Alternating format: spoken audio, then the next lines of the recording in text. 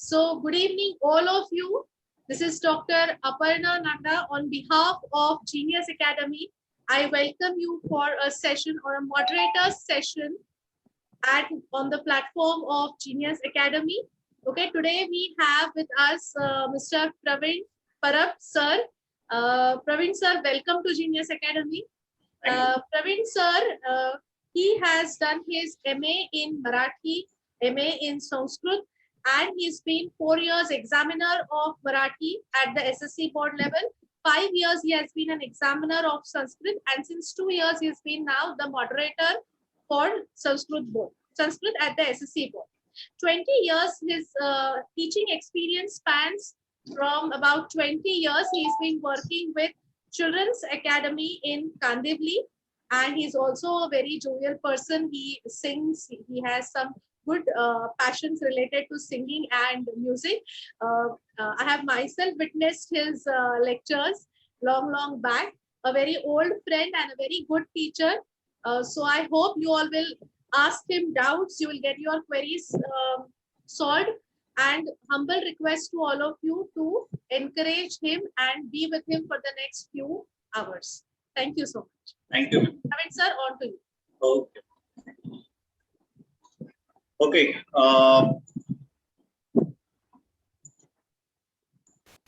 Good evening, everyone. सबसे पहले actually सभी का स्वागत, और सबसे इम्पोर्टेंट चीज ये है कि आपके सामने में जो पेपर पैटर्न रख रहा हूँ एंटायर का है, लेकिन दोनों का भी होगा साथ में, कंपोजिट भी और एंटायर भी, दोनों साथ में रहेंगे। सो सबसे पहले मैं सिर्फ अकेला नहीं बोलूंगा, मेरे साथ आप भी बात करोगे, ताकि मुझे पता चले कि आपके क्या क्या प्रॉब्लम्स हैं, आपको कहाँ कहाँ दिक्कतें होती है, what is your difficulties, what is your problem. So हम दोनों बात करते करते स्टार्ट करेंगे। तो सबसे पहले मैं एक 2-3 मिनट आपको दे रहा हूँ कि आपको जो भी संस्कृत पेपर लिखते वक्त या संस्कृत में जो भी आपकी क्वेरीज होंगे, मतलब जैसे व्हाटएवर जो भी रहेगा, सो वो पहले अनम्यूट करो और एक एक मुझे स्टार्ट करो बताना कि अभी तक आपने पेपर लिखे है, जैसे प्रीलियम का लिखा है, सेमेस्टर का लिखा है, क्लासेस में हुआ है, कुछ लोगों ने तो अलग अलग टेस्ट सीरीज लगाए हैं। तो इस सब में जो भी आपको दिक्कतें हुई है पेपर लिखते वक्त, या कुछ पार्ट नहीं समझा होगा कि ये सर मुझे नहीं समझता ये कैसे करते हैं, क्या करते हैं, ये सभी, क्योंकि देखो मैं एक्चुअली बैठा था यहाँ पर अभी आपके सामने पेपर लेकर, लेकिन वो पेपर एंटायर संस्कृत का है मेरे पास फिलहाल है वो। सो उस हिसाब से मैं बैठा था, बट नॉट दैट प्रॉब्लम। मेरा मेन मकसद ये है कि आपके क्वेरीज जो भी है वो हमको यहाँ पर सॉल्व करने हैं, ओके। और आपकी जो जो डिफिकल्टीज है वो हम कोशिश करेंगे, फिर हम देखेंगे कि पेपर कैसे चेकिंग होता है, हमें पेपर में एग्जैक्ट क्या लिखना होता है, आउट ऑफ मार्क्स कैसे लाएंगे। सो ये चीजें हमको देखनी है, एग्जैक्ट इस पर फोकस करना पड़ेगा हमें, तो ही हमें अच्छे मार्क्स आएंगे संस्कृत में। क्योंकि आप सभी ने, आपको पता है कि as a score subject, scoring subject करके ये संस्कृत दिया हुआ है, अगर उसमें अच्छे नहीं मार्क्स आएंगे तो मतलब क्या है। सो ये स्कोर करने के लिए ज्यादा से ज्यादा हमको उसमें क्या क्या इजी मेथड यूज करने पड़ेंगे, कैसे, क्योंकि बहुत बार आप बहुत सारी चीजें पढ़ते तो हो लेकिन मार्क्स नहीं आते, तो कहाँ लैक होता है, कौन सा एग्जैक्ट पार्ट हमको करना है, ये थोड़ा बहुत हम यहाँ पर डिस्कस करेंगे। सो सबसे पहले मैं आज चाहता हूँ कि आप मुझे बताइए कि आपको क्या क्या प्रॉब्लम्स होते हैं संस्कृत में, या कौन सा पार्ट आपको डिफिकल्ट लगता है, जो भी है एक एक अनम्यूट करेगा और मुझे बताएगा पहले।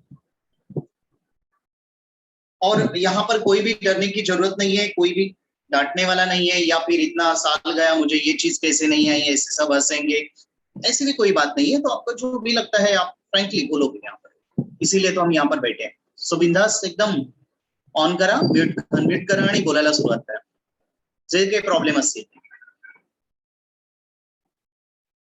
आपके सामने टेक्स्ट बुक है, नोटबुक है, आपको कुछ ना कुछ प्रॉब्लम हुआ ही होगा, वहां से स्टार्ट करेंगे, फिर हम आगे बढ़ते हैं।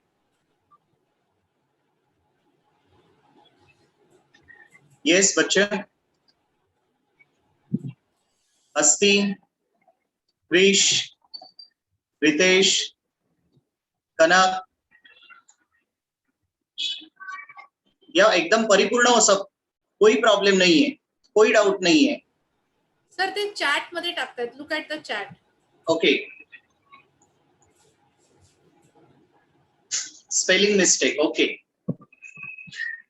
चलो स्पेलिंग मिस्टेक है, ओके। और बस बाकी सबको सब कुछ आता है, सब आउट ऑफ होते हैं मार्क्स, कोई प्रॉब्लम नहीं है।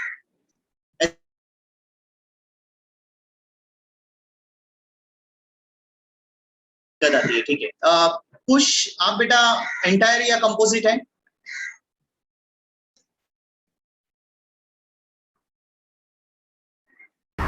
Composite. Composite, okay. Arya, grammar part, okay. Problem with Sanskrit tables, okay, ठीक है। और यहाँ पर एंटायर कोई है क्या? एंटायर वाले भी बोलेंगे क्या? क्योंकि ज्यादा प्रॉब्लम उनको तो पेपर पूरा संस्कृत का ही लिखना है, कंपोजिट में हिंदी भी है साथ में उनको। कर्तुवाच्य एंड कर्मवाच्य, ओके। रिद्धि, आप बेटा एंटायर या कंपोजिट? कंपोजिट।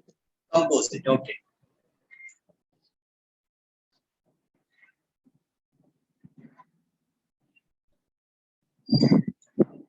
बस इतना ही, getting confuse between tables, okay. Krish, आपका भी कंपोजिट ही है बेटा?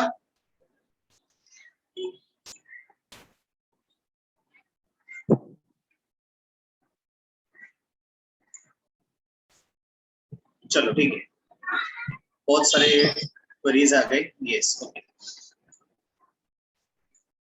सबसे पहले हम स्टार्ट करते हैं, किसी ने सवाल पूछा है मिस्टेक। सो मिस्टेक की बात अगर करते हैं, ग्रामर मिस्टेक या फिर जो भी लिखते वक्त मिस्टेक, तो इसका मेन प्रॉब्लम ये है कि आप राइटिंग प्रैक्टिस नहीं कर रहे हो। देखो संस्कृत में कौन सी चीजें लिखनी होती है? पहला होता है चित्रपद कोश, जिसमें आपको हर वर्ड को लिखना है, ओके।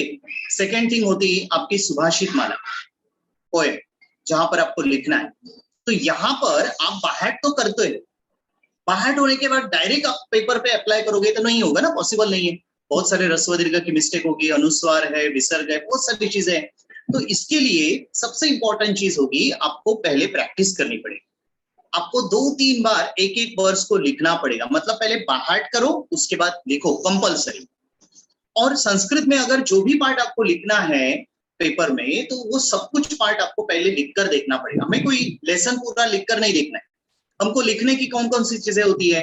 एक फर्स्ट थिंग होती है, हमें चित्रपद कुश के जो शब्द होते हैं वो लिख कर देखने पड़ेंगे, ओके। उसके बाद हमको सुभाषित माला है वो लिख कर देखनी पड़ेगी।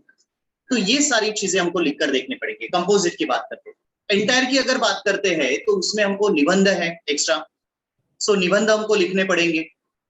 उसके बाद विभक्ति, उपपद विभक्ति करके एक पार्ट है, जिसमें आपको एक शब्द दिए जाएंगे, धातु दिए जाते हैं, जैसे गमक अच्छे है, अव्यय दिए जाते हैं, बिना, सह, ये शब्द दिए जाते हैं। तो उसके ऊपर आपको सेंटेंस तैयार करने होते हैं। तो ये सब कुछ हमको लिखने की प्रैक्टिस के अंदर करनी पड़ेगी, ताकि हम आराम से कोई भी बिना मिस्टेक किए हम उसमें लिख सकते हैं, ओके। सो ये पहला मिस्टेक ना होने का पहला रीजन, मतलब ना करने का। तो इस तरह से अगर हम प्रैक्टिस करेंगे लिखने की, तो सिर्फ रीडिंग नहीं होना चाहिए, रीडिंग के साथ साथ लिखना भी कंपलसरी होगा, तो ही हम ये प्रॉपर कर पाएंगे। दूसरा बताया कि टेबल, सो टेबल में क्या प्रॉब्लम होता है। तो पहला बात तो ये है, चलो अभी मैं इतना नहीं मानता हूँ कि बहुत सारे लोगों का देवमाला भी बाहर नहीं है, सो इससे हमको दिक्कत होगी। बट कंपोजिट की अगर बात करते हैं, एंटायर का मैं बात नहीं करूँ क्योंकि एंटायर को तो कंपलसरी है, टेबल बाहर होना कंपलसरी है। बट कंपोजिट का अगर वो टेबल बाहर नहीं है, तो भी कहीं ना कहीं आपको कुछ टेबल बाहर करने पड़ेंगे। फॉर एग्जाम्पल, अगर हम सर्वनाम के टेबल बाहर करते, सर्वनाम मतलब तद वर्ड, ओके, सह, तौ, ते, तम, तौ, तान, तेन, ताभ्याम, तै, ये टेबल जो होते हैं वो अगर बाहर करते सर्वनाम का, एक भी किया मतलब तद का भी बाहर किया, तो उसी हिसाब से बहुत सारे टेबल चलते हैं। जैसे किम का होता है, कह, कौ के, एतद होता है, एषः, एतौ, एते, इस तरह से बहुत सारे टेबल होते हैं। तो एक टेबल बाहर किया, आपको क्या होता है, कंपोजिट वालों को एक चार्ट होता है, एक टेबल 2 बनाए जाते हैं, उसके अंदर नाम और सर्वनाम ऐसे दिया जाता है, और इसमें ब्रैकेट में कुछ वर्ड दिए जाते हैं। आपको फाइंड आउट करना होता है उसमें से नाम कौन सा लिखना है और प्रोनाउन कौन सा लिखना है, सर्वनाम कौन सा लिखना है। तो इससे बहुत सिंपल होता है। अगर आप प्रोनाउन की अगर टेबल करते हो तो कम से कम वो आपको पता चलता है कि हाँ ये शब्द प्रोनाउन वाला है, तो बाकी बचे हुए उस नाम में चले जाते हैं। वैसे वो बहुत डिफिकल्ट पार्ट नहीं है, क्योंकि वैसे देखने के बाद पता चलता है हाँ ये नाउन है, लेकिन फिर भी अगर किसी को प्रॉब्लम हो रहा है तो एटलीस्ट सर्वनाम के टेबल हमको बाहर करने पड़ेंगे। उसके लिए वर्ड है तद वर्ड। तद वर्ड का टेबल अगर हम बाहर करते हैं तो ऑल सर्वनाम हमको उसमें इंक्लूड हो जाते हैं, वो सर्वनाम हमको आ जाएंगे। दूसरी बात होती है लकार वाला। लकार वाला एक पार्ट होता है और एक पार्ट होता है धातु साधित विशेषण। इसका एक टेबल होता है। सो बहुत सारे लोगों का लकार भी बाहर नहीं है, तो एटलीस्ट वो लकार के लास्ट वर्ड, मतलब जैसे टी तह अंति, सी तह त, मी वह मह, अगर इतना भी लट लकार, लोट लकार और लंग लकार, ये 3 लकार भी बाहर कर दिया हमने, तो भी जहां पर ये लास्ट वर्ड आएगा थोड़ा बहुत तो क्लिक हो जाएगा कि हाँ ये क्रियापद वाला वर्ड। लकार मतलब क्रियापद। सो वो क्रियापद उसके अंदर हम यूज कर सकते हैं। तो बाकी बचे हुए वर्ड जो रहेंगे वो हम धातु साधित विशेषण में लिख सकेंगे। तो इसके लिए कंपोजिट वालों को बहुत सारा टेबल बाहर करना है, ऐसी कोई अभी जरूरत नहीं है। अगर जिनका नहीं हुआ है टेबल बाहर हो गया, उनका कुछ प्रॉब्लम नहीं, लेकिन जिनका टेबल ही बाहर नहीं हुआ है तो थोड़ा नहीं, कहीं ना कहीं एक लकार के टेबल देखो और तद वाले टेबल देखो, क्योंकि अभी इतने सारे टेबल आप करोगे और फिर वो पता नहीं चलता है कि कहां पर अप्लाई करना है उसको, तो उसका मतलब नहीं है और टाइम भी उतना नहीं है हमारे पास। सो बेटर तद का बाहर करो, लकार सब बाहर करो। 2-2 मार्क का क्वेश्चन है तो उससे आप आराम से सॉल्व कर सकते हो। अगर लकार करते हो तो लास्ट वर्ड से आपको पता चलेगा ये लट लकार है, लंग लकार है, विधिलिंग लकार है, इससे आपको पता चलेगा। तो एटलीस्ट 3 लकार, लट लकार, लोट लकार, लंग लकार, ये 3 लकार बाहर करोगे। विधिलिंग लकार जो होता है उसका प्रत्यय और लंग लकार का प्रत्यय दोनों सेम होते हैं, means past tense and potential mood, ये दोनों सेम होते हैं। तो जैसे आप लंग लकार करोगे अपने आप वो विधिलिंग लकार भी आ जाता है। और बाकी एक बचता है लुट लकार। सो लट लकार और लुट लकार दोनों सेम होते हैं, मतलब जो present tense and future tense होते हैं वो दोनों सेम होते हैं। सो इससे क्या होगा, आप 3 बेसिक जो लकार है एटलीस्ट उतना तो आपको करना चाहिए। परस्मैपद है, आत्मनेपद, बेसिक लकार। तो अभी मैंने क्या क्या बोला देखो, एक सर्वनाम में तद सर्वनाम करोगे और लकार में एटलीस्ट 3 लकार, लट लकार, लंग लकार और लोट लकार, means present tense, past tense and imperative. लोट लकार मतलब इंपेरेटिव। सो ये 3 लकार आप करो, परस्मैपद एंड आत्मनेपद। और जिस धातु को, जिस रूट जो भी रहता है उसके लास्ट में धातु को जो भी लास्ट इनमें से कोई भी प्रत्यय लगेगा वो आप पहचान सकोगे कि हाँ भाई ये क्रियापद है। तो बाकी वर्ड बचे हुए आप धातु साधित में डाल सकते हो। सो 5 वर्ड होते हैं, 5 में से आपको 4 भरने हैं, तो आराम से आप कर सकते हो। एटलीस्ट इतना आपका प्रिपरेशन होना चाहिए। ओके। अब कनक ने बोला है कि ऐसे प्रॉब्लम इन संस्कृत। कनक आप एंटायर हो बेटा? Yes sir. ओके। अभी आपको पता है कनक ऐसे कितने करने हैं हमें टोटल? 5 ऐसे। 5 में से तूने कितने किए अभी? 2। ओके। एटलीस्ट आपको 3 ऐसे करने हैं बेटा, एटलीस्ट 3 ऐसे। और एग्जाम में टोटल 5 है, अभी टोटल 7 थे, 7 में से 2 तो हटा दिए गए, तो 5 ऐसे है। 5 में से एटलीस्ट 3 ऐसे आप करोगे, 3 में से 1 ऐसे तो एग्जाम में आ जाएगा, क्योंकि एग्जाम में 3 पूछे जाते हैं, आपको 1 लिखना है। सो वो 1 इसे आराम से आप लिखोगे।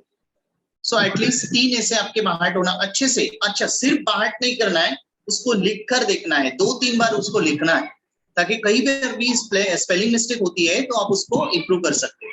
तो एक बार लिखो, फिर चेक करो, जो भी वर्ड आपको गलत लग रहे हैं उसको सर्कल करो, वापस उसी वर्ड को पहले लिखो, फिर एक बार प्रॉपर ऐसे लिखो। इस तरह से 2-3 बार आपका एक ऐसे होना चाहिए, तब उसमें जाकर कहीं आउट ऑफ मार्क्स आएंगे या 5 में से 4 मार्क्स आ जाए। ओके, अगर आपको 80 में से 80 आते हैं तो 1 मार्क वहां पर कट हो जाता है। ओके, सो यहाँ पर ये ऐसे की बात होती है।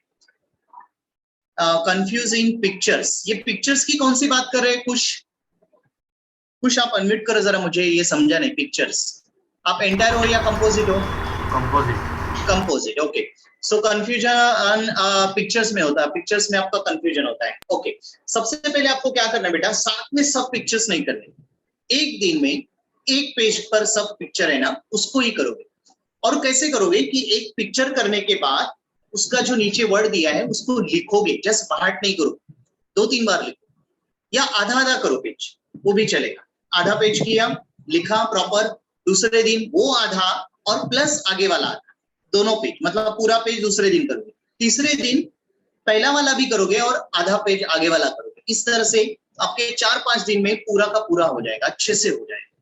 एकदम एकदम एक साथ करने जाओगे ना तो प्रॉब्लम हो जाएगा, वो कंफ्यूजन हो सकता है आपका। सो थोड़ा थोड़ा करो, स्टेप बाय स्टेप करो, लेकिन ऐसा ना हो पहला वाला जो आप करोगे उसके साथ में दूसरा भी रिवीजन होना, मतलब पहले वाला का रिवीजन होना जरूरी होगा, नहीं तो फिर वो भूलते जाओ। ओके, लेकिन लिखने की प्रैक्टिस कंपलसरी है, यहाँ पर आपको कंपलसरी लिखना होगा, ये ध्यान में रखो। जब आप लिखोगे तो ही कोई स्पेलिंग मिस्टेक उसके अंदर नहीं आएगा। ओके ओके, किसने पूछा मुझे कि कर्तुवाच्य और कर्मवाच्य इसमें कैसे पहचानेंगे? बहुत सिंपल होता है कर्तुवाच्य और कर्मवाच्य, ये स्पेशली मैं कंपोजिट की बात कर रहा हूं। आपके पास अगर नोटबुक है तो आप इतना लिखो, पहले लिखो कर्मवाच्य, नोटबुक में लिखोगे कर्मवाच्य, जिसमें आपको जो क्रियापद होगा लास्ट में उसमें कंपलसरी य होगा,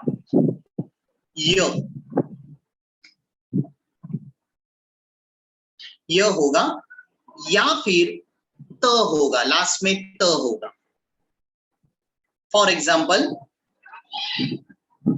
कथ्यते, क थ हाप आएगा और यते आएगा, कथ्यते मतलब यह आ गया, तो यह दिखाई देगा आपको और आत्मनेपद होगा, ते इते अंते, इस तरह से आत्मनेपद होगा, तो वो होगा कर्मवाच्य। या फिर जैसे पीतः, लास्ट में तह आ गया, पीतः, दत्ता, दत्तम, तो इसमें क्या दिखाई दिया आपको? तह दिखा देता है, ता या तम, ये 3 प्रत्यय दिखाई देते, तह, ता और तम। ओके, सो ये होगा आपका कर्मवाच्य। सो सिंपल, जिसके अंदर यह नहीं होगा वो होगा कर्तुवाच्य। ये मतलब एक छोटा सा ट्रिक हो गया, क्योंकि उसके बाद और एक मैं बता रहा हूं, ये पहला पार्ट हो गया कर्मवाच्य का, उसी के साथ साथ 311 या फिर 31 नंबर देखोगे। 31 मतलब क्या? जो एक शब्द होगा उसके अंदर, नाउन जो भी होगा वो तृतीया में होगा, और एक शब्द होगा वो प्रथमा में होगा, प्रथमा में होगा। मतलब बालकेन दुग्धम पीयते। अब इसमें देखो, बालकेन तृतीया आ गया, दुग्धम प्रथमा आ गया, और पीयते तो 3 and 1, 31 नंबर आ गया, तो कर्मवाच्य। और दूसरी टेक्निक क्या? पीयते, तो पीयते में क्या लिखा है? यह भी है ना, तो यह दिखाई देता है, तो वो हो गया हमारा कर्मवाच्य।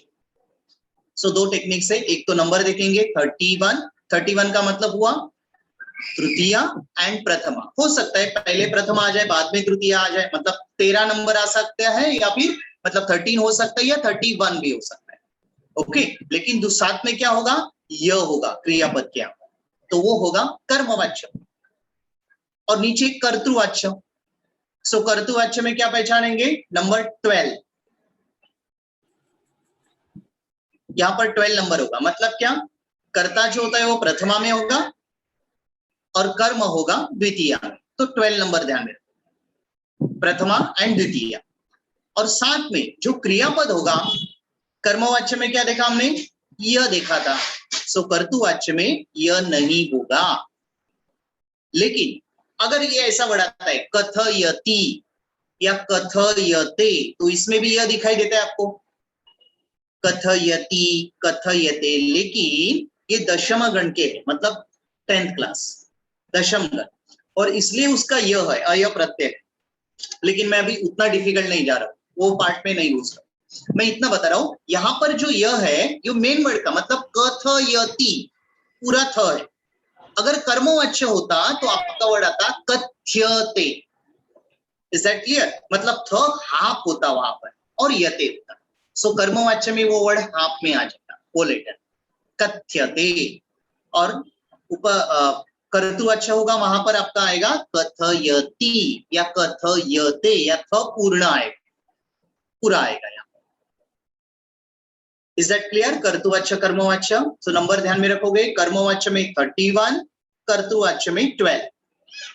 कर्मवाच्य में य क्रियापद के अंदर होगा, यते यन्ते, यह इंपॉर्टेंट रहेगा। ओके, या फिर दूसरा होगा त, तह ता तम, लास्ट वाला प्रत्यय। सो वो प्रत्यय जिसमें नहीं होगा वो हो गया कर्तृवाच्य। आपको बहुत डिफिकल्ट नहीं पूछा जाएगा, ये सिंपल सिंपल छोटे छोटे वर्ड हो गया। ओके, सो कंपोजिट के लिए बहुत सारा ग्रामर नहीं होता है। एक तो कर्तृवाच्य कर्मवाच्य होता है, त्वम भवान होता है, उसमें भी आपको ब्रैकेट में वर्ड दिए जाते हैं, उसमें से त्वम और भवान आपको लिखना होता है। सो और उपपद विभक्ति आपके लिए होती है।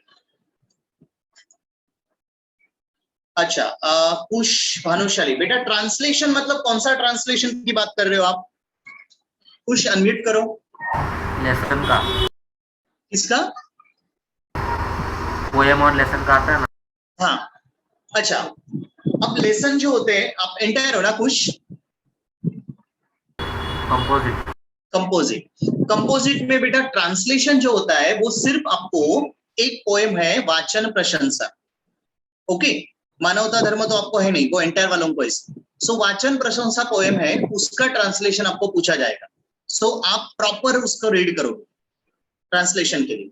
और दूसरा आपको लेसन है नाट्य पुष्पस्तबक, इसमें 2 नाटक है, वो आपको बाहर करने ट्रांसलेशन के लिए। बाकी आपको कोई भी पार्ट ट्रांसलेशन के लिए नहीं है। वाचन प्रशंसा पोएम है और ट्रांसलेशन के लिए आपको लेसन है जो ड्रामा टाइप में दिया है, संवाद लेखन है टाइप। सो वो आपके लिए है नाट्य पुष्प। सो ये 2 ही पार्ट आपको ट्रांसलेशन के लिए रहेंगे, बाकी और कोई ट्रांसलेशन है नहीं आपको। और हर लेसन के बाद, हर 3 लेसन के बाद, एंटायर की भी बात कर रहा हूं मैं, हर 3 लेसन के बाद जो अभ्यास प्रपत्र होगा, जो आपको स्कूल में अभी ओरल के लिए लिया जाएगा, ओके, उसके ऊपर ओरल होती है, तो ये अभ्यास प्रपत्र जो है वो कंपलसरी आपको करना है, स्पेशली एंटायर वालों के लिए, क्योंकि यही से जो भी क्वेश्चन है आपको यही से पूछे जाते हैं। क्रमेण योजयत है या उचितम वाक्य, जो भी क्वेश्चन है वो यहां से ही आपको आ जाएंगे। ओके, कंपोजिट के और कुछ डाउट है? अदरवाइज मैं पेपर पैटर्न थोड़ा सामने रखता हूँ, उसमें कुछ डिस्कस करते करते आपको शायद हो सकता है कुछ याद आ जाए कि हाँ ये पार्ट आपको करना है। ये एंटायर का है, बट मैं साथ में कंपोजिट के बारे में बोलता जाऊँ। सर, हाँ बोल। सर वो वाक्य प्रयोग में भी संस्कृत कंपोजिट के एंटायर कंपोजिट वही अभी बताया ना मैंने, वाक्य प्रयोग का मतलब कर्मवाच्य कर्तृवाच्य ना बेटा। नहीं सर, वो अव्यय का एक शब्द देते और उसको मतलब वाक्य में मतलब यस यस। अब ये जो अव्यय वाले शब्द होते हैं ना बेटा, उसमें आपको क्या करना है, 8th स्टैंडर्ड में देखो आपने पढ़े थे शब्द, उपपद विभक्ति करके एक पार्ट था, गम वर्ड दिया गया था, गम गच्छ। सो एक शब्द दिया जाता था और उसके ऊपर आपको सेंटेंस बना, तो वो 8th स्टैंडर्ड का बुक आपके पास रहेगा, उसमें से आपको वो सेंटेंस करने, वही आपको पूछे जाएंगे। ओके, या फिर आपके टेक्स्ट बुक में भी वो दिए गए हैं, उपपद विभक्ति करके पार्ट है, सो उसमें से पढ़ा तो भी चलेगा, लेकिन 8th स्टैंडर्ड में सेंटेंस आपने ऑलरेडी पढ़े थे, सो उसमें से पढ़ोगे तो ज्यादा बेटर होगा। ओके, यहाँ पर टेक्स्ट बुक में मेरे ख्याल से आपको ये लास्ट क्वेश्चन होता है आपके लिए,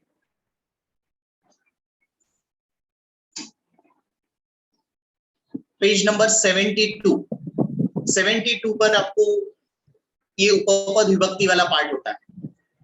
सो वही सेंटेंस आप करोगे, लेकिन वर्ड वो ले लो, लेकिन सेंटेंस के लिए आप 8th स्टैंडर्ड का बुक में से रेफर किया तो भी चलेगा। ओके, 72 पेज नंबर पर आपको ये सब वर्ड दिए गए हैं। Hello sir. हाँ बोलो बेटा। सर मुझे लकर आइडेंटिफिकेशन और ट्रांसफॉर्मेशन में कंफ्यूजन होता है। ओके, कंपोजिट ना? No sir, entire. एंटायर। तुम्हारा वो क्वेश्चन कहाँ पर कंफ्यूजन होता है लकार में आइडेंटिटी करना?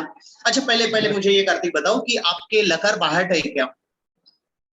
लट लकार, सर, लंग लकार, प्रत्यय बाहट है? हाँ सर, पूरा नहीं है अभी तक। अच्छा, सो सबसे पहले वो दिक्कत वही होती है बेटा आपको, क्योंकि लकार ना बहुत डिफिकल्ट पार्ट नहीं है, आपके बाहट ना होने के कारण ना वो आपको नहीं आता। सबसे पहले वो बाहट करना है आपको। जैसे मेरे ख्याल से आपका लट लकार तो बाहट होगा, ती तन ती सी थ त मी व हम, राइट? Yes okay, sir. उसके बाद जैसे लट लकार आपका बाहट है ना, तो उसके साथ लूट लकार होता है, भविष्य का। ओके, उसके बाद लंग लकार एक पार्ट होता है। लंग लकार बाहट है आपका? हाँ सर। बोलो एक बार। सर प्रत्यय है ना? हाँ हाँ,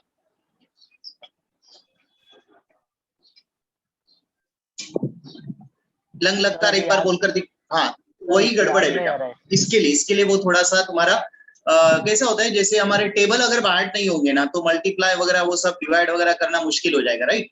सो वैसा ही यहाँ पर होता है। यहाँ पर अगर आपके लकारी बाहट नहीं है तो आगे की बात नहीं आएगी, वो गड़बड़ हो जाएगी। तो सबसे पहले आपको बेसिक मतलब लकार बाहट करना है। एक बार बाहट करोगे, उसके बाद आप 2-3 पेपर सामने रखो और वो क्रियापद तालिका का जो चार्ट होता है वो सॉल्व करना स्टार्ट कर दो, तो फटाफट आ जाएगा। बहुत ईजी है, लेकिन लकार बाहट ही ना होने के कारण ना वो प्रॉब्लम हो जाती है आपकी, वही दिक्कत होती है। सो उसमें लकार आपको बाहट करने पड़ेंगे सबसे। ओके, मैंने सामने एंटायर का मेरे पास पेपर है, तो वो मैं जरा सामने रख रहा हूँ। ये 3 पार्ट होते हैं उनके।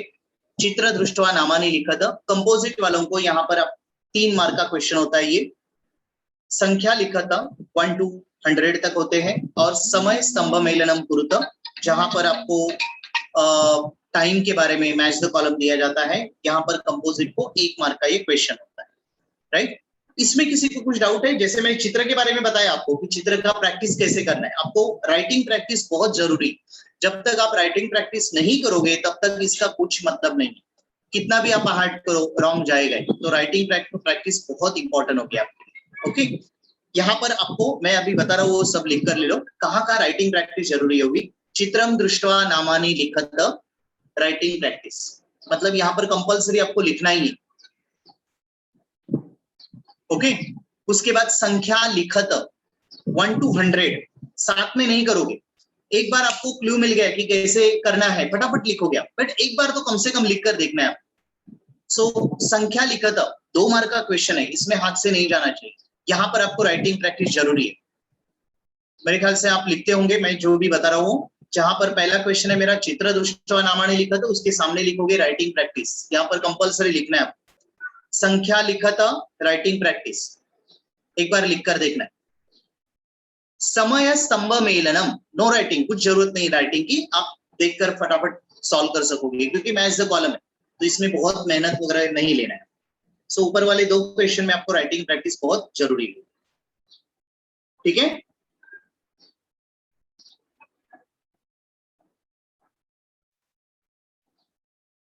इसके बाद आता है गद्यांश पठित्वा निर्दिष्टा कृति कुरुत। अब ये जो क्वेश्चन होता है, ये कंपोजिट में 2 मार्क्स के लिए होता है, लेकिन एंटायर के लिए 3-2-2 इस तरह से होता है। सो यहाँ पर आपको क्वेश्चन क्या होते हैं? एक वाक्य न उत्तर कह कम वदति एष गद्यांश कस्मात पाठात उद्धृत। ये जो ग वाला क्वेश्चन है, इसके लिए हर लेसन के नाम, टाइटल, शीर्षक आपको लिखकर देखना है कंपल्सरी। सो अंदाज से नहीं लिखोगे। ये 1 मार्क होता है, आराम से आपको मार्क मिलेगा। स्पेशली एंटायर वाले कंपल्सरी लिखना ही है, ये लिखकर देखने पड़ेंगे। हर एक टाइटल का जो शीर्षक होगा लेसन का, वो आपको लिखकर देखना है। ओके, बाकी ये उचित कारणम वाला क्वेश्चन है, कह कम वदति, ये सब हमारे अभ्यास प्रपत्र में से ज्यादा पूछे जाते हैं, तो वहां से आप अच्छे से वो रीड करो अभ्यास प्रपत्र। सर, हाँ बोलो बेटा। सर अभी ये अवबोधनम जो 4 क्वेश्चन है ना, वो अगर नहीं लिखे तो डायरेक्ट आंसर लिखा तो भी चलेगा ना? अच्छा, वेरी गुड क्वेश्चन। हाँ बोल। क्योंकि सर उसमें एक ही आंसर क्वेश्चन रहता है। हाँ देखो, सबसे पहले अभी ये भी मैं बात बता रहा हूँ आपको कि कहां पर आपको क्वेश्चन लिखना है। एक वाक्य ने उत्तर लिखा था, डायरेक्ट आंसर लिखोगे आप फुल सेंटेंस में, ठीक है? क्वेश्चन लिखने की जरूरत नहीं, डायरेक्ट आंसर। कह कम वदति, यहाँ पर भी डायरेक्ट आंसर भी चलता है।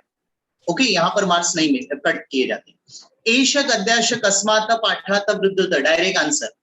उचित कारणम चित्वा वाक्य पुनर्लिखत, कारण लिखा जाता है ना, वहां पर आपको क्वेश्चन लिखना है और आंसर लिखना है दोनों। फिल इन द ब्लैंक्स वाला जो भी पार्ट रहेगा उसमें आपको क्वेश्चन आंसर लिखना है। ओके, बाकी ऊपर तीनों में आपने डायरेक्ट आंसर लिखा तो चलेगा, इवन कह कम वदति में भी डायरेक्ट आंसर लिखा तो चलेगा। Is that clear? उसके बाद प्रश्न निर्माणम कुरुत, विशेषण विशेष्य लिखत और लकार लिखत। शब्द ज्ञानम में, शब्द ज्ञानम जो क्वेश्चन होता है उसमें आप ज्यादा से ज्यादा कोशिश करो वो क्वेश्चन आंसर आ जाए, क्योंकि वो छोटे छोटे होते हैं। अब प्रश्न निर्माणम कुरुत, आपने सेंटेंस लिखा, नीचे वो वर्ड जो है अंडरलाइन वाला उसको अंडरलाइन किया, नीचे उसका आंसर लिखा, फुल सेंटेंस उसको वर्ड लिखा तो अच्छा रहेगा। लेकिन आपका अगर टाइम ऐसे होता नहीं है वेस्ट, टाइम आपको संस्कृत पेपर में पूरा टाइम यूटिलाइज होता है, 3 घंटे के अंदर ही आपका 2.5 घंटे में पेपर कंप्लीट हो जाता है। अगर 100 मार्क का है, 40 मार्क्स 80 मार्क्स का है, और 40 मार्क का अगर पेपर है तो वो भी आराम से कंप्लीट हो जाता है, उसमें कोई टाइम का प्रॉब्लम नहीं होता। जैसे मराठी इंग्लिश या हिंदी वगैरह सब्जेक्ट में होता है, वैसे यहाँ पर कोई प्रॉब्लम नहीं होता, आप कवर प्रॉपर करते हो। सो यहाँ पर वो दिक्कत नहीं होती कि आपका क्वेश्चन में लिखने में ज्यादा टाइम जाता है। सो मेरे ख्याल से आप शब्द ज्ञानम जो होता है वहां पर आप क्वेश्चन लिखो, अवबोधन पार्ट में क्वेश्चन लिखने की जरूरत नहीं, वहां पर जहां पर फिल इन द ब्लैंक्स होते हैं वहीं पर खाली क्वेश्चन लिखो। ओके, क्योंकि वहां पर लिखा होता है उचितम कारणम चित्वा वाक्यम पुनर्लिखत, मतलब पूरा सेंटेंस आपको पूरा लिखना है और वो आंसर लिखना है। ओके, सो यहाँ पर आप क्वेश्चन आंसर करो, बाकी जगह पर लिखने की जरूरत नहीं है। हाँ हेलो सर। हाँ बोलो सर, ऐसा एक वाक्य ना उत्तरम लिखतम, ये क्वेश्चन भी नहीं लिखा तो चलेगा ना? लिखना ही नहीं है बेटा, वो उसकी जरूरत नहीं है, वो सिर्फ आंसर ही लिखना है।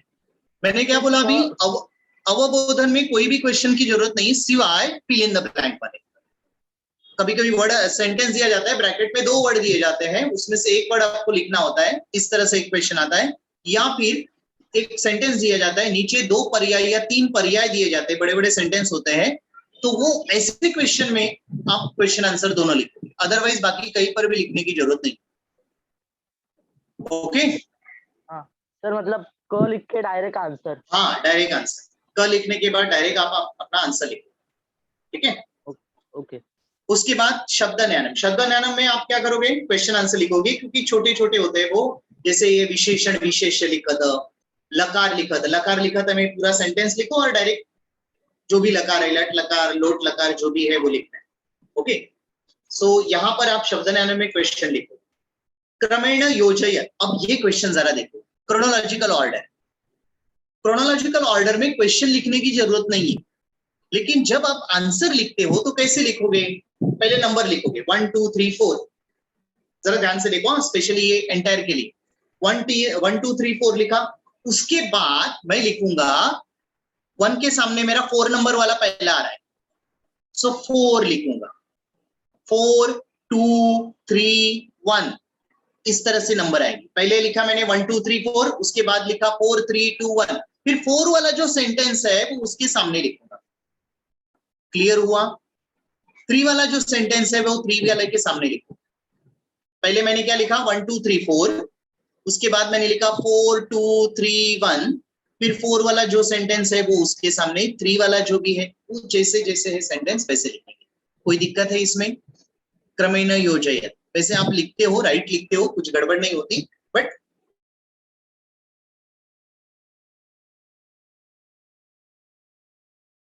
चीजें आप लिख रहे होंगे कि कहाँ का क्वेश्चन कॉपी करने की जरूरत नहीं है, कौन सी चीज राइटिंग प्रैक्टिस में जरूरी है, तो ये सब चीजें आप लिखते हैं।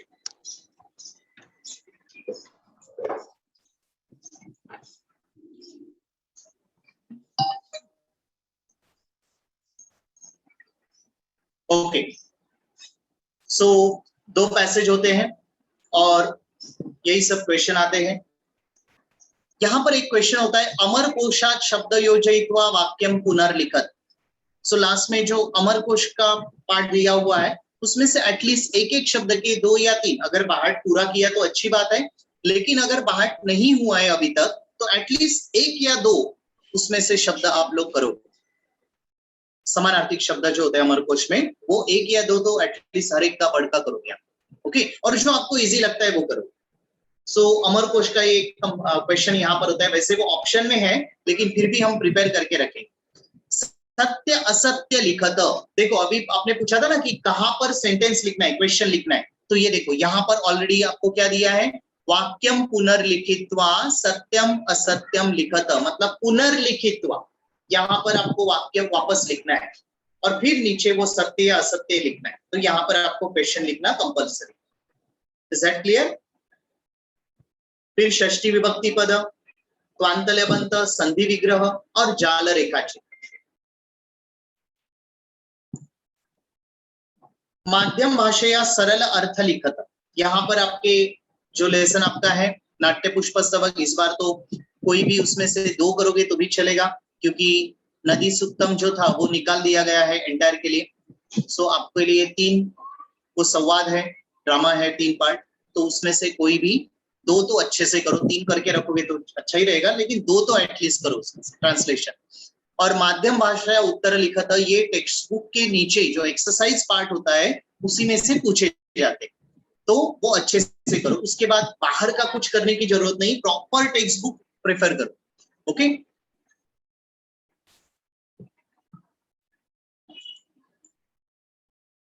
देन पद्य विवाह, यहाँ पर भी 1 लाइन वाला क्वेश्चन होता है। माध्यम भाषा करने हैं किसके बेटा? कविता के नीचे जो Yes, लिखते yes, रहते ना, yes. सुक्ति सुधा। यस यस यस, कविता का भी करते हैं और लेसन का भी करना है, दोनों माध्यम भाषा करना है, क्योंकि पोएम के ऊपर भी माध्यम भाषा पूछा जाता है। ओके, सो ये हमारा रेगुलर होता है। यहाँ पर अन्वय है, श्लोक पूर्ति है, ये पार्ट है आपके लिए। 4 लाइन वाले श्लोक होते हैं एंटायर, स्पेशली कंपोजिट को नहीं है बट एंटायर को 4 लाइन वाले होते हैं और 2 लाइन वाले अलग होते हैं।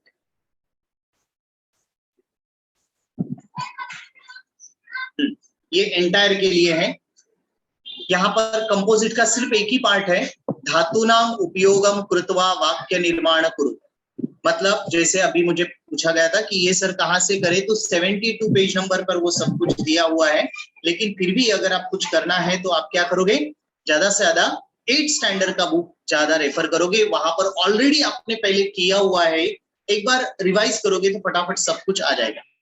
सो ये 6 में से आपको 4 लिखने होंगे, या फिर उसको संस्कृत अनुवाद होता है। हाँ बेटा बोलो। सर ऐसे में फुल मार्क्स चाहिए तो कैसा लिखना पड़ेगा? हाँ आता हूँ वहां पर ही आता हूँ। सो संस्कृत अनुवादम कुरुत, ये एक पार्ट होता है संस्कृत अनुवाद। यहाँ पर आपको इंग्लिश सेंटेंस दिए जाते हैं और उसको संस्कृत में करना होता है, लेकिन अगर मुझे पूछोगे तो ये दोनों क्वेश्चन में से मैं लिखता धातु नाम उपयोग कृत्वा वाक्य निर्माणम कुरुत, क्योंकि जो संस्कृत सेंटेंस दिए जाते हैं उसमें करते वक्त आप बहुत मिस्टेक करते हो। बेटर वो धातु नाम उपयोग वाला, अगर वही सब शब्दों का राइटिंग प्रैक्टिस करोगे तो आपको आउट ऑफ मार्क्स वहां पर 4 में से 4 मार्क आ जाएंगे। ओके, सो यहाँ पर राइटिंग प्रैक्टिस आपकी बहुत जरूरी है, ठीक है। सो धातु नाम उपयोग, धातु वाला वो पार्ट आप करोगे। उसके बाद नेक्स्ट आता है निबंध, या फिर संवाद नहीं है अभी, निबंध है, और उसको आता है चित्रवर्ण। ये एंटायर की बात कर रहा हूं मैं। निबंध में आपको अगर आउट ऑफ मार्क्स चाहिए तो मैंने पहले बोला कि आपको 3 निबंध करने, कोई भी 3 अच्छे से करो, प्रैक्टिस करना है, राइटिंग प्रैक्टिस। अब यहाँ पर कैसा होता है कि जब निबंध चेक किए जाते तो पहली बात तो वहां पर कोई भी स्पेलिंग मिस्टेक नहीं होनी चाहिए, एक भी स्पेलिंग मिस्टेक नहीं होनी चाहिए। दूसरी बात, आपका hand writing neat and clean होना चाहिए, क्योंकि जब 80 में से 80 मार्क्स आपको आ जाते हैं तो पहला फोकस जाता है निबंध के ऊपर, क्योंकि वहीं पर बच्चों के मार्क्स चले जाते हैं, 1 मार्क वहीं पर कट हो जाता है। सो वहां पर आपको ज्यादा से ज्यादा आप क्या करोगे, फोकस करोगे कि वो जो निबंध का पार्ट है उसमें hand writing neat and clean हो, कोई भी स्पेलिंग मिस्टेक ना हो, और हो सके तो उस निबंध को एक कोई भी सुभाषित माला, उसके अंदर कोई भी वर्स, कोई भी श्लोक उसके अंदर डाल दो। ये थोड़ा खुद प्रिपेयर करना पड़ेगा। जो भी आप निबंध कर रहे हो उसके अंदर कुछ ना कुछ श्लोक डालना जरूरी है, तो एक डाल दो उसके अंदर, तो आपको आउट ऑफ मार्क्स वहां पर मिल जाएंगे। ये 3 चीजों को फॉलो करना है, नीट एंड क्लीन, कोई भी स्पेलिंग मिस्टेक नहीं, प्रॉपर एकदम, और थोड़ा एक श्लोक डालकर कुछ आपकी मेहनत भी, आपके एफर्ट्स वहां पर दिखते हैं। सो ये करोगे तो आउट ऑफ मार्क्स उसमें आ जाएंगे।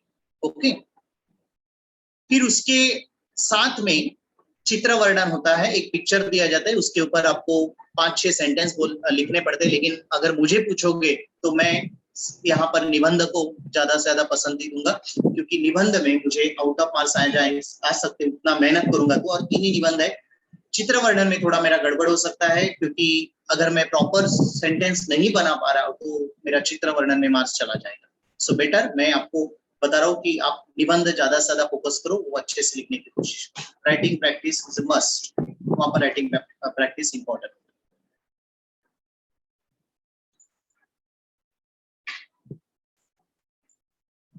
ओके, ये है ग्रामर पार्ट। ये एंटायर वालों के लिए है। नाम, सर्वनाम, क्रियापद और धातु साधित तालिका, 2-2 मार्क के क्वेश्चन है। कंपोजिट वालों के लिए ये कंबाइन है, जैसे नाम और सर्वनाम का एक क्वेश्चन है 2 मार्क के लिए, और क्रियापद और धातु साधित का एक क्वेश्चन है। इसमें बहुत सिंपल है कंपोजिट के लिए, जैसे अभी आपको बोला गया मैंने कि नाम और सर्वनाम में एटलीस्ट सर्वनाम का तो करो कम से कम, तो आपको सर्वनाम पता चले तो जो बचेंगे वो मोस्ट ऑफ नाम में जाएंगे आपके। तो जिसमें पूरा टोटली ब्लैंक है, कुछ पहचानने को नहीं आ रहा है, इसमें इतना तो हो सकता है आपको कि सर्वनाम का चार्ट करेंगे आप। सो सर्वनाम तद पहले करो, तद अगर बाहट हो जाता है तो फिर किम, एतद, ये यद है, तो ये सब उसी के लाइन में आ जाते हैं। तो एक बार तद प्रॉपर बाहट करो तो फिर नाम सर्वनाम तालिका आप आराम से लिखोगे। क्रियापद तालिका और धातु साधित तालिका में क्रियापद लकार बाहट करो अच्छे से, तो अपने आप थोड़ा सा फाइंड आउट कर पाओगे कि अरे हाँ इसको लास्ट वर्ड मतलब लकार है लेटर, तो प्रत्यय है उसका, तो वो उसको अलग ये कर पाओगे आप, निकालो। ये एंटायर के लिए है। निर्दिष्टाकृति कुरुतम, संख्यावाचक विशेषण, ये कंपोजिट के लिए क्वेश्चन भी पूछा जाता है, संख्यावाचक। देन समास है, समानार्थी विरुद्धार्थी और सूचनानुसार कृति कुरुतम। जरा 2 मिनट रीड करो, मुझे आपको पूछना है आपको इसमें क्या डाउट है, ये जरा आप मुझे बताओगे। कंपोजिट भी और एंटायर, 2 मिनट।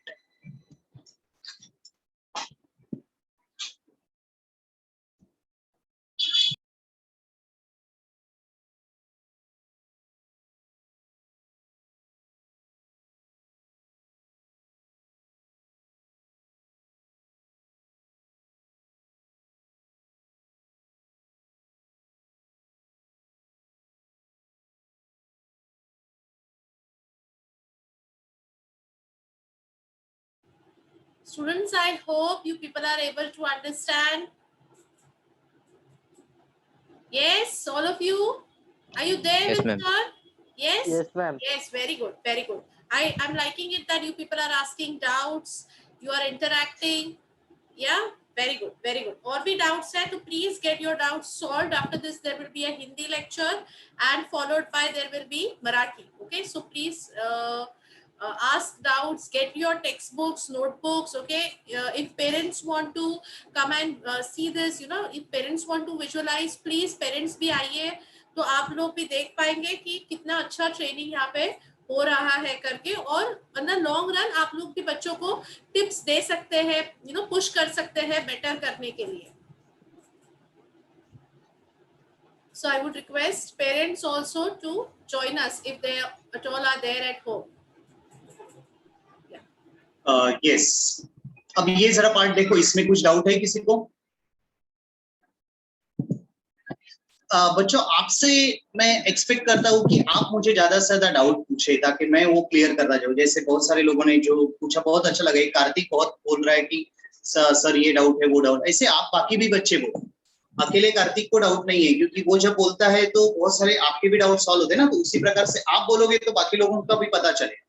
ओके, सो बिंदास पूछो. ऐसा मानो कि नहीं मेरी पढ़ाई नहीं हुई, बिंदास बोलो सर ये नहीं आ रहा है वो नहीं रहा है, कैसे करें. कहीं ना कहीं आपको भी क्लू मिलेगा, साथ में आपके फ्रेंड्स को भी पता चलेगा. Hello sir. सर हाँ बोलो. यस सर तालिका पूर्ति में अगर धातु साधित तालिका कर रहे हैं हम, तो उसमें हमें एक में डाउट है. हाँ सर, तो हमने सब लिखा तो हमें जो रॉन्ग हुआ है उसका मार्क्स कट नहीं होगा ना? कार्तिक ने जो सवाल पूछा ये कितने लोगों के दिमाग में है?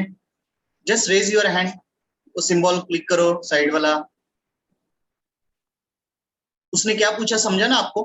कि सपोज मैंने एक जगह पर, आपको टोटल 5 वर्ड होते हैं, 5 वर्ड में से एक जगह पर मैंने 3 लिखे, एक जगह पर 2 लिखे, राइट कार्तिक? यही बोलना चाहते हो ना तुम? और उसमें एक वर्ड मेरा रॉन्ग गया, हाँ, जहां पर मैंने 3 लिखे वहां पर एक वर्ड मेरा रॉन्ग है, वो एक्चुअली आना था इस साइड में, मैंने गलती से यहां पर लिखा। आपको लिखने कितने होते हैं? 4 वर्ड। सो अगर 4 वर्ड आपने परफेक्ट लिखे हुए हैं तो आपके 2 मार्क्स मिल जाएंगे। वो एक जो रॉन्ग गया वो जाने देते, उसका कोई मतलब नहीं है। सो आपको पूरे मार्क्स वहां पर आ जाएंगे। Is that clear Kartik? यही डाउट था ना आपका? Yes sir, yes. हाँ, तो कहने का मेरा मतलब ये है कि जहां पर आपको बोला जाता है कि सिर्फ 4 सॉल्व करो, वहां पर आपने 5 सॉल्व किया। अगर वो पहले 4 पहला ही रॉन्ग है सपोज, और आगे के 4 आपके राइट आए, इज दैट क्लियर? पहला रॉन्ग है, आगे के तो जो मार्क्स है आपको वो मिल जाएंगे, 4 के 4 मार्क्स मिलते हैं। सो आप क्या करोगे? ज्यादा से ज्यादा सॉल्व करेंगे। लेकिन जहां पर समानार्थी विरुद्धार्थी की बात आती है, सपोज समानार्थी वर्ड आपको एक ही लिखना है लेकिन आपने 2 लिखे, उन 2 में से एक वर्ड राइट है और एक वर्ड रॉन्ग है, तो वहां पर आपको 0 मार्क मिलेगा, राइट और रॉन्ग। क्योंकि ये गलत है ना, क्योंकि आप एग्जामिनर की टेस्ट ले रहे हो, आप ही देखो इसमें से राइट वर्ड कौन सा है। हम कौन बनेगा करोड़पति खेलने नहीं बैठे, 50-50 दे दिया आपने, आप ही देखो अभी इसमें से राइट कौन सा है, रॉन्ग कौन सा है। सो यहाँ पर आपको राइट ही लिखना पड़ेगा। आपको समझ में आ रहा है कि समानार्थी में 2 वर्ड तभी लिखोगे जब आपको पूरा कॉन्फिडेंस हो कि दोनों राइट है, इसी का आंसर। अदरवाइज आप एक ही लिखोगे, एक राइट और एक रॉन्ग, ऐसा करोगे तो 0 मार्क आएगा वहां पर। ओके, सो यहाँ पर आपको बहुत इंपॉर्टेंट चीज ध्यान में रखनी है कि समानार्थी में ज्यादा कॉन्फिडेंस में नहीं जाना है, सिर्फ एक ही वर्ड वहां पर लिखो। क्लियर? सो यहाँ पर कोई भी डाउट नहीं है, समाज सबको आते हैं? सर हाँ बोलो। अरे समास में कौन से इम्पोर्टेंट है, मतलब वेरी सबसे गुड। important? आप एंटायर हो कंपोजिट हो बेटा? आर्या, हेलो आर्या। कंपोजिट हो सर। Composite, okay.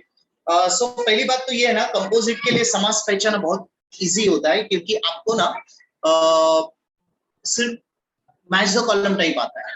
एंटायर वालों को तो कम से कम भरना पड़ता है, फिल करना पड़ता है, लेकिन आपके लिए मैच द कॉलम आता है। तो मैंने यहाँ पर थोड़ा सा कुछ चीजें यहाँ पर लिखी है, देखो यहाँ पर संख्यावाचक विशेषण जो निर्दिष्ट है, और समास जो होते हैं ना, ये एटलीस्ट ये समास देख कर रखो। जैसे पहला समास है उपपद तत्पुरुष समास, इतरेतर द्वंद्व समास, नए तत्पुरुष समास और अव्ययीभाव समास। ये 4 समास पहले अच्छे से देखो। क्या क्या बोला देखो? उपपद तत्पुरुष समास, जिसके लास्ट में आपको कहीं ना कहीं इति वर्ड दिखाई देगा, क्लिक भी फट से हो जाएगा अगर वो डिजर्व। कभी कभी कैसा होता है, आपको 2-3 तरह से क्वेश्चन आते हैं। वर्ड आता है जैसे जलद वर्ड आ गया, और फिर समास में नाम आते हैं तो मैच करना होता है, या फिर जलम ददाति इति विग्रह आता है और समास का नाम आता है, तो वो मैच द कॉलम करना पड़ता है। तो यहाँ पर इस तरह से आपको आता है। तो यहाँ पर मैंने जो पहले 4 जो लिखे हैं ना, वो कंपलसरी आप करके रखो, क्योंकि वो सिंपल है। उसके बाद अगर टाइम मिलता है तो नीचे वाला ये कर्मधारय, बहुव्रीहि और तत्पुरुष। बहुव्रीहि भी उसमें इजी होता है, क्योंकि बहुव्रीहि में ना यस्य सह वाला सिंबल आपको दिखे, मतलब कहीं ना कहीं यस्य सह वर्ड दिखाई दिया, वो बहुव्रीहि हो। सो ये भी आपके लिए सिंपल हो जाएगा। तो पहले एटलीस्ट ये 4 तो करो, उपपद तत्पुरुष, इतरेतर द्वंद्व, नए तत्पुरुष, बहुत सिंपल होता है, अव्ययीभाव समास। और फिर अगर टाइम मिलता है कुछ करना है तो कर्मधारय, बहुव्रीहि, तत्पुरुष, ये करो सूचनानुसार। हाँ बेटा बोलो बोलो। सर नंज तत्पुरुष वही है ना जो नंज नहीं, नए तत्पुरुष बेटा, नंज बिज नहीं बोलते उसको, नए तत्पुरुष। यह जैसा साइलेंट उच्चार करो, नहीं। हाँ बोलो। नए तत्पुरुष में समास का स्टार्टिंग अ से होता है ना? अ से होता है, राइट, वेरी गुड। अ से स्टार्ट होता है, और अगर डिसोल्यूशन दिया है तो न से स्टार्ट होता है। न योग्य, अयोग्य, इस तरह से। न धर्म, ये डिसोल्यूशन होगा तो न से, तो वो सिंपल है ना, एकदम पहचानना उसको। नए तत्पुरुष समास। इतरेतर द्वंद्व समास, वो जो वर्ड होता है वो लास्ट वाला द्विवचन या बहुवचन में होता है। सीता रामो, ये रामो आ गया। वृक्ष लते, ए आ गया, मतलब द्विवचन आ सकता है, बहुवचन आ सकता है। डिसोल्यूशन में च आ जाएगा, राम च, सीता च, च आ गया, इतर इतर हो गया द्वंद्व। उपपद तत्पुरुष समास, इति वाला शब्द दिखाई देगा आपको, अव्ययी भाव समास, रिपीट हो जाएंगे वर्ड, मासे मासे या प्रतिवर्षम, वर्षे वर्षे, प्रतिमासम, इस तरह से प्रति आ वर्ड आ जाएगा। ये कुछ वर्ड आपको पता चलेंगे कि हाँ ये अव्ययी भाव समास है। ओके, और ये सूचनानुसार कृति कुरुत, ये आपको तो है नहीं, ये अभी मैंने आपको एक्सप्लेन किया वो वाच्य वाला पार्ट, और ये सब है एंटायर में। एंटायर में इसमें कुछ किसी को डाउट है? सर हमें जाल रेखा पेन से निकालनी है, पेंसिल से? पेन से निकालना है। वेरी गुड क्वेश्चन, पेन से निकालना है जाल रेखा चित्र, पेंसिल यूज नहीं करना है। ओके, और कंपलसरी जाल रेखा चित्र निकालना ही है। आपने अगर सिर्फ आंसर लिखा तो आपका 1 मार्क कट हो जाएगा, 2 में से 1 ही मिलेगा अगर राइट होगा तो भी। सो जाल रेखा चित्र में वो सर्कल किया हो, स्क्वायर बनाया हो, व्हाटएवर जो भी किया है वो आपको करना है, और पेन से करना है, पेंसिल नहीं यूज करोगे। ओके, और यहाँ पर किसी डाउट है? हाँ बोलो बेटा। सर जाल रेखा चित्र का हम शेप चेंज कर सकते हैं ना, अगर कुछ हार्ड? नहीं नहीं नहीं नहीं नहीं, वो सर्कल होगा तो सर्कल ही निकालना है बेटा, स्क्वायर होगा तो स्क्वायर। स्क्वायर का रेक्टेंगल वगैरह थोड़ा बहुत इधर उधर हो जाता है, बट ऐसा नहीं कि अगर स्क्वायर दिया है तो उसको राउंड में कर दिया आपने, ऐसा नहीं करोगे, उसको शेप चेंज नहीं करोगे। ओके हाँ बोलो। सर एक्चुअली अपठित जैसे गद्यांश है, इसमें माध्यम भाषा में थोड़ा सा है, क्योंकि हमने होता है ऊपर से। Right right right right. अभी मैं एक बताता हूँ बेटा, ये देख, जो गद्यांश पठित होता है ना, उस 6 क्वेश्चन होते हैं और आपको 4 लिखने होते हैं, राइट। सो 6 में से आप प्रिपेयर क्या करोगे? प्रातिपादिक आपके लिए इजी होता है। एक वाक्य ना एक पदेन उत्तरम लिखा तो इजी होता है, क्योंकि वो क्वेश्चन आंसर फाइंड आउट करके लिखना है। तो ये एक हो गया आपका। प्रातिपादिक का मतलब क्या होता है कनक, मालूम है ये? व्हाट इज अ प्रातिपादिक? प्रातिपादिकम मेन वर्ड, मतलब जैसे अगर मैंने देवानाम लिखा है तो मेन वर्ड क्या हो गया उसका? देव, इसे कहते हैं, ठीक है। तो ये क्वेश्चन बहुत इजी होता है। चलो माध्यम भाषा तुम्हें नहीं आ रहा है, ठीक है, इट्स ओके। कारक अर्थ, ये भी होता है एक क्वेश्चन। कर्ता, कर्म, करण, संप्रदान, ये सब होता है। त्वांत, ल्यबंत, ये फाइंड आउट करना आसान हो जाता है। और समानार्थी, विरुद्धार्थी, तो ये अगर नहीं आ रहा है, कोशिश करोगे, लेकिन इतना भी नहीं, क्योंकि ये अनसीन है आपके लिए, तो वो ढूंढना थोड़ा सा मुश्किल हो जाए, मैं भी समझ सकता हूँ। बट ठीक है, आपको 6 दिए गए हैं, 6 में से आपको एटलीस्ट 5 तो आएंगे लिखने को, तो और 4 तो लिखने हैं आपको, तो 5 के 5 लिखो, नो प्रॉब्लम। अगर 6 भी लिख दिया तो कोई इश्यू नहीं है, उसमें से जो राइट होंगे उसके आपको मार्क्स मिल जाते हैं, ठीक है। अच्छा, ये पेपर प्रेजेंटेशन का जो पार्ट है, कुछ आपने पूछा ना, वो मराठी के लेक्चर में मैं थोड़ा एक्सप्लेन करता हूँ, क्योंकि संस्कृत में उतना तो अभी हमारे पास टाइम नहीं है, बट मराठी पेपर में हम एक्सप्लेन करेंगे उसको, ठीक है। ओके, सो और कुछ डाउट रहेंगे? मेरे ख्याल से हमारा टाइम होने को आया यहाँ पर। सो और कुछ डाउट रहेंगे फिर भी संस्कृत में और कुछ है तो मराठी लेक्चर में भी थोड़ा बहुत आप पूछ सकते हो, लेकिन मेरी उम्मीद है कि मराठी के भी पहले ही डाउट थोड़ा सा पहले रखो कि क्या पूछना है, क्या बोलना है। ओके, फिर हम पेपर ये बाद में देखेंगे। Hello sir. हाँ मैं बेटा बोलो। सर अपने प्रातिपदम में देव का एग्जांपल दिया ना, तो उसमें वो हलंत आएगा क्या? नहीं, पूरा आता है बेटा, अकारांत है ना वो वर्ड, तो देव फुल आता है वो। ओके, सो मेन वर्ड ही लिखना है आपको पूरा, अकारांत। यहाँ पर देव आएगा, एक सर्वनाम भी आ सकता है, मोस्ट ऑफ अस्मद युष्मद से पूछा जाता है, वो सर्वनाम आता है वहां पर। ओके मिस, टाइम झाला ना आपला? Okay, thank you so much, sir. That was a wonderful explanation.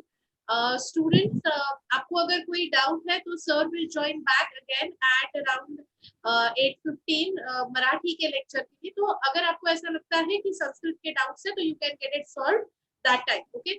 For now, we will take a 5 minutes or 5 to 10 minutes break. We will join back at 7:10. Students who are there, please remain. You can just go for a sip of water, washroom, whatever. आप 5 minute के बाद वापस we will join with a new teacher, new professor, new moderator, Shashi Singh sir. Okay, for Hindi. So he will be also talking about Hindi 50 and Hindi 100. Okay, till then, see you. Bye miss. Bye student.